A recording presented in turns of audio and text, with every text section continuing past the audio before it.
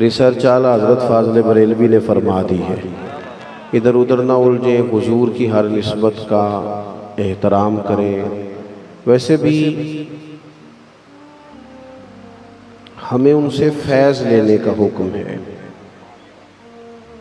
حضور علیہ السلام نے فرمایا کہ میرے صحابہ ستاروں کی مانند ہیں، جس کی پیروی کرو گے اللہ تمہیں راہ ہدایت عطا کرے گا۔ نبی پاک علیہ السلام نے فرمایا 2 چیزیں دے کے جا رہا ہوں، انہیں تھام کے رکھنا، گمراہی قریب نہیں آئے گی۔ یا رسول اللہ صلی اللہ تعالیٰ علیہ وسلم وہ کون سی؟ فرمایا ایک اللہ کا قرآن دے کے جا رہا ہوں، دوسرا اپنی اہل بیت تمہیں دے کے جا رہا ہوں۔ صحابہ سے فیض لینے کا اور اہل بیت سے فیض لینے کا ہمیں فرمایا گیا ہے، ان پر بحث کرنے کا نہیں۔ کالج کا استاد اردو، اسلامیات، سائنس، ریاضی پڑھانے والا کمرے میں داخل ہو اور طلباء سے کہے کتابیں نکالو، تو اگر ایک طالب علم اٹھ کے اس سے یہ کہنا کہ استاد صاحب آپ یہ بتائیں کہ آپ نے ایم اے کیا ہے تو ایم ایڈ بھی ہیں کہ نہیں، اور اگر آپ ایم ایڈ ہیں تو پھر آپ یہ بتائیں کہ آپ نے ریگولر یہ تعلیم حاصل کی ہے یا پرائیویٹ تھے، اور جب آپ نے نوکری حاصل کی تو میرٹ پہ تھے کہ سفارش پہ تھے۔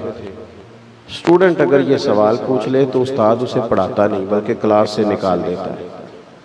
وہ کہتا ہے یہ تیری ذمہ داری نہیں، یہ مجھ سے پرنسپل پوچھے گا، یہ مجھ سے بورڈ کا چیئرمین سوال کرے گا، تم کون ہوتے ہو؟ یہ تم تو سبق پڑھو، کتابیں نکالو، یہ کیا بات ہوئی؟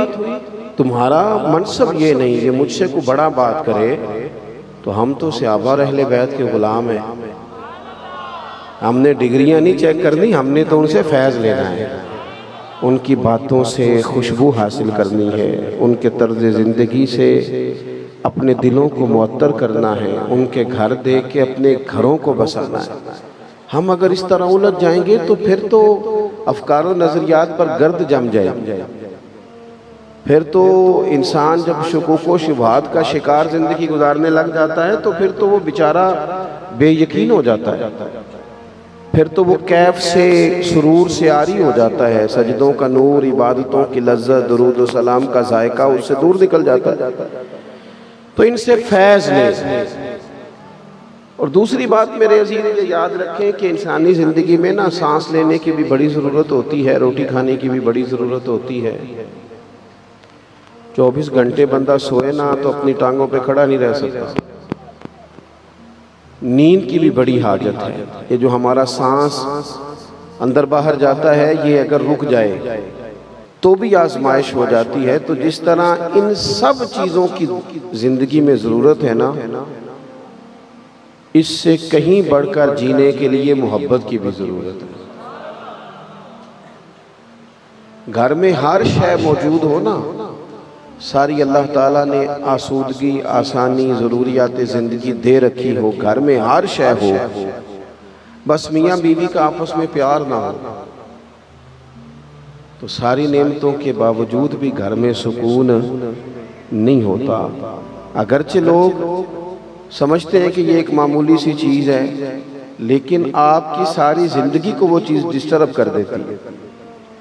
آپ کے سکون کی جگہ آپ کا گھر ہوتا ہے، آپ کسی کے گھر میں بڑے اعلیٰ ترین بیڈ پر بھی سو جائیں تو جو سکون کی نیند اپنے گھر آتی ہے نا وہ کسی کے ہاں نہیں آتی۔ تو انسان کے لیے محبت اتنی زیادہ ضروری ہے کہ گھر میں ہر شے ہو، محبت نہ ہو تو ساری نعمتیں پھیکی محسوس ہوتی ہیں۔ اور اگر مکان کچا ہو، روٹی اچار کے ساتھ ہو، بچے پرائیویٹ کی بجائے سرکاری سکول میں پڑھتے ہوں، لیکن گھر والے ایک دوسرے سے محبت کرتے ہوں تو کچے گھر میں بھی سکون کی نیند آتی ہے۔ آپ کسی جگہ ملازمت کرتے ہیں، کسی ادارے میں آپ جاب کرتے ہیں تو آپ کو بہترین تنخواہ دی جاتی ہے، الاؤنسز بھی ملتے ہیں، سیلری پیکج بڑا اچھا ہے، آنا جانا بھی آسان ہے، وہ سب تمام آسانیاں جو کسی جگہ بھی کسی شخص کو ڈیوٹی کرتے میسر ہونی چاہیے وہ ساری میسر ہیں۔ لیکن جہاں آپ جاب کرنے جاتے ہیں ان لوگوں سے پیار نہیں، عملے سے بنتی نہیں، تو جتنی مرضی بھی اچھی آپ کی سیلری ہو، ڈیوٹی پہ جانے کو دل کرتا. میری بات کی سمجھ آ رہی ہے؟ اس لیے زندگی میں تلخیاں تھوڑی پیدا کرنی چاہیے. کوئی ایک بات چلو آپ کی نہ بھی نہ کوئی مانے، توجہ ہے میری بات پر؟ کتنی؟ کوئی ایک بات نہ بھی مانے تو پھر بھی گزارا کر لینا چاہیے. ہم ہر جگہ تلخی، مولوی صاحب ہیں بیچارے مسجد میں نماز پڑھاتے ہیں، اب نمازی ہیں 50، تو پورے 50 کی مانے تو مسجد میں سکون رہتا ہے. لیکن اگر 49 کی مان لیں، ایک بندہ اڑ جائے تو وہ کہتا ہے کہ جناب ادھر تو نماز ہی نہیں ہوتی.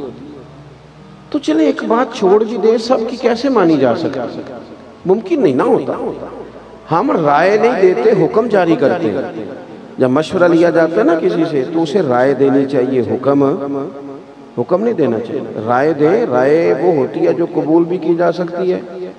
اور ہمارے ہاں بہت سارے لوگ آ کے کہتے ہیں، وہ کہتے ہیں جناب مولانا صاحب آپ نا یہ والی تقریر جمعے کو یہ بھی کہیے گا، پھر یہ بھی کہیے گا. پھر وہ اتنا خوبصورت سبق پڑھاتے ہیں کہ دل کرتا ہے بندہ ان سے کہے کہ تو آپ ہی آخ لے، اتنا تو سبق دے رہا ہے نا جی. بعض لوگ فیصلہ کرانے آتے ہیں نا پنچایت میں چودھری صاحب سے، تو وہ کہتے ہیں وہ تھانوں اے آکھے گا، پھر تسی جواب وچ اے آکھیا جی، پھر انہیں اے بھی آکھنا جی، پھر تسی جواب وچ. تو اس طرح کے بندے سے کہنا چاہیے کہ یار تو ساری پڑھی پڑھائی شے لے کے ہے، چودھری تو بیوقوف ہے بیچارہ، اسے تو بالکل پتہ نہیں فیصلہ کرنے کا.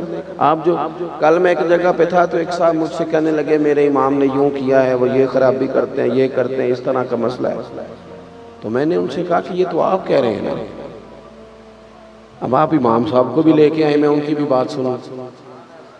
آپ کی قول پر کیسے رائے دے دوں؟ مجھے کیا پتا آپ کیا بیان کر رہے ہیں. جب تک دونوں لوگ موجود نہیں ہوتے، بات نکھر کر واضح.